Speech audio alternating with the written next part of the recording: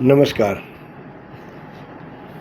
શ્રી યોગ વશિષ્ઠ મહારામાયણની ચર્ચાઓ આપણે કરી રહ્યા છીએ અને અત્યારે જે વાત ચાલે છે તે નિર્વાણ પ્રકરણના ઉત્તરાર્ધની વાત છે, જેમાં ઉત્તરાર્ધમાં એક જે ચર્ચા આવે છે ખૂબ ગહન ચર્ચા છે અને આ ચર્ચા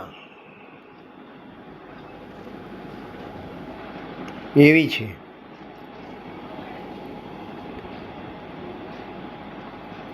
કે મૃત પુરુષના પ્રાણોમાં સ્થિત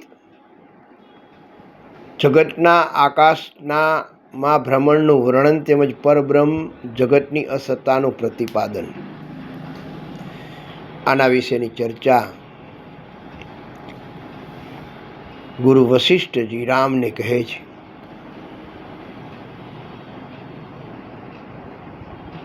કે હે રામ,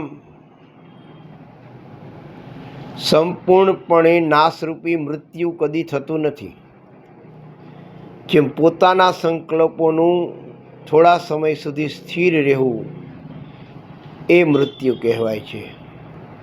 પ્રાણની અંદર ચિત્ત છે અને ચિત્તની અંદર વિવિધ આકારના જગતના બીજના વૃક્ષોની જેમ વિદ્યમાન પુરુષનું મૃત્યુ થઈ જતાં તેના શરીરમાંથી નીકળેલા પ્રાણ બ્રહ્માકાશમાં રહેલા વાયુઓની સાથે ભળે અને એ રીતે ભળી જાય જેમ સમુદ્રનું જળ નદીઓ સાથે ભળીને એક થઈ જાય. આકાશમાં રહેલા વાયુની અંદર મૃત પ્રાણીઓનો પ્રાણ છે, તે પ્રાણની અંદર તેનું મન છે અને મનની અંદર જગતને સ્થિત એમ સમજો તેમ તલમાં તેલ રહે છે. હે રઘુનંદન, જેમ વાયુમાં સ્થિત સુગંધને આમ તેમ લઈ જઈ શકાય તેમ પ્રાણરૂપ સ્થિત આકાશ તત્વ જગતને આમ તેમ લઈ જાય. જેમ ઘડાને એક જગ્યાએથી બીજી જગ્યાએ લઈ જવાથી તેના આકાશમાં કોઈ ફરક પડતો નથી, તેમ સ્પંદન આદિથી યુક્ત ચિત્તમાં ત્રણ લોકનો ભ્રમ રહેવા છતાં ચેતન આત્મા વસ્તુ અથવા સ્પંદનનો ભ્રમ રહેતો નથી અને એ ભ્રમ પ્રત્યક્ષ નથી. આ પ્રકારની ચર્ચાઓ શ્રી યોગ વશિષ્ઠમાં ગુરુ વશિષ્ઠજી શ્રી રામ સાથે કરે છે. આ ચર્ચાને આપણે આજે થોડી વિસ્તૃત રીતે સમજીએ સરળ ભાષામાં. તો એમાં એમ કહેવાયું છે કે મૃત પ્રાણીઓમાં સ્થિત જગત અને આકાશમાં બ્રહ્મનું વર્ણન અને બ્રહ્મ જ જગતની સત્તા છે. આ વાત બહુ સૂક્ષ્મ છે.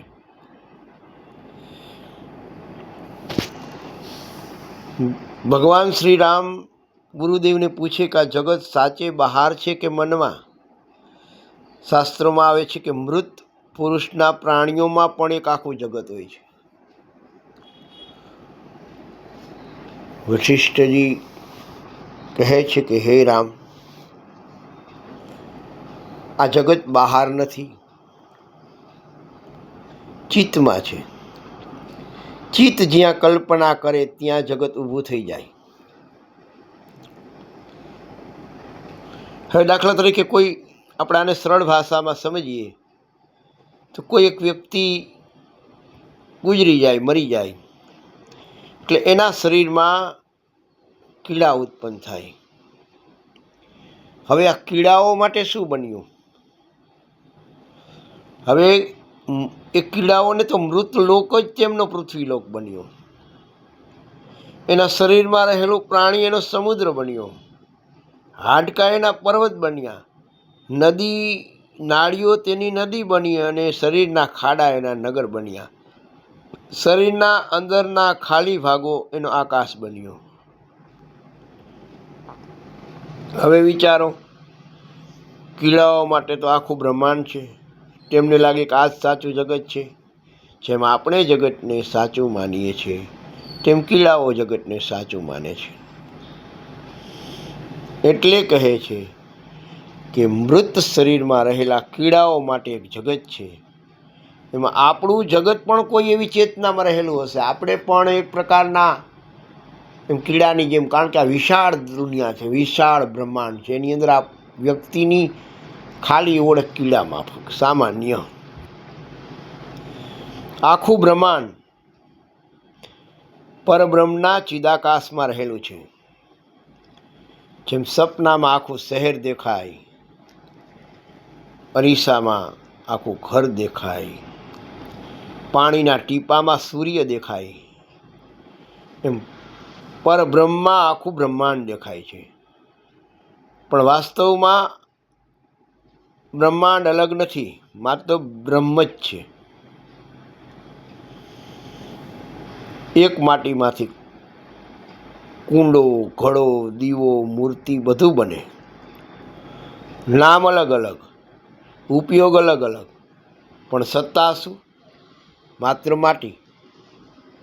એમ જ દેવ, મનુષ્ય, પ્રાણી, પર્વત, નદી, આકાશ, જગત આ બધું દેખાય અલગ અલગ, પણ સત્તા એક જ, પરબ્રહ્મ.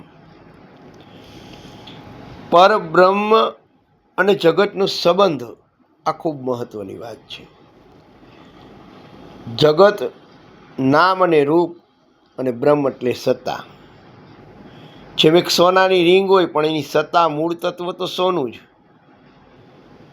પાણીમાં તરંગ હોય પણ એનું મૂળ તત્વ પાણી. પાણીનો ઘડો હોય પણ એનું મૂળ તત્વ માટી.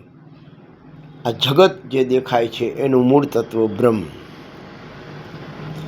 જગતનું પોતાનું અસ્તિત્વ પોતાનું નથી, બ્રહ્મથી પર છે, અને બ્રહ્મ વગર જગત નથી. ગુરુ વશિષ્ઠજી રામને સમજાવે છે કે હે રામ, જગત ચિત્તમાં છે, ચિત્ત બ્રહ્માંડમાં છે, બ્રહ્મ સર્વત્ર છે, એટલે બધું બ્રહ્મ છે. અને જ્યારે આ બધાનો અનુભવ થાય ત્યારે મુક્તિ થાય છે. આજની આ જે ચર્ચા છે તેનો સાર ખૂબ સુંદર છે કે જગત બહાર નથી, ચિત્તમાં છે. નાના પ્રાણીઓ માટે નાનું જગત હોય છે, એમ આપણું જગત પણ એક વિશાળ ચેતનામાં છે. પરબ્રહ્મ જ જગતની સત્તા છે. નામરૂપ જુદા છે પણ અંતે તો સત્તા એક જ છે.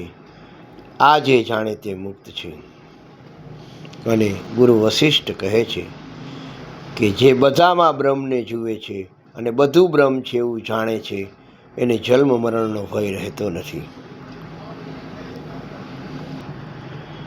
આવી આ આધ્યાત્મિક ખૂબ જ રહસ્યમય વાતો યોગ વશિષ્ઠમાં આપેલી છે, જેને સરળ રીતે સમજવી પણ ખૂબ અઘરી હોય છે.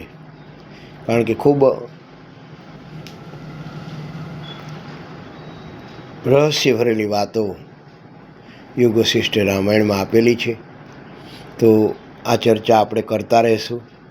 પરંતુ આપ શ્રીને એક વિનંતી કે મારી આ ચેનલને લાઈક કરજો, શેર કરજો, સબસ્ક્રાઈબ કરજો, જેથી આ પ્રકારની ચર્ચા આપણને જાણવા મળે. અને સમય હોય અને શક્ય હોય તો શ્રી યોગ વશિષ્ઠ રામાયણનું પઠન પણ કરવું, જેમાં આવી અદ્ભુત વાતો જણાવેલી છે. આ જે વાતો છે તે પૂર્ણ રૂપે તેનું વાંચન નથી, પણ માત્ર ને માત્ર હું તો આપણે સંક્ષિપ્ત સાર કહી રહ્યો છું. ખૂબ વિસ્તૃત રીતે યોગ વશિષ્ઠ રામાયણમાં આ બધી વાતો આપેલી છે, જે ખૂબ સરળ હોય છે. તો આવતીકાલે ફરી નવા વિષય સાથે આપણે મળીશું. ત્યાં સુધી ભગવાન શ્રી રામ આપ સર્વનું કલ્યાણ કરે. જય શ્રી રામ.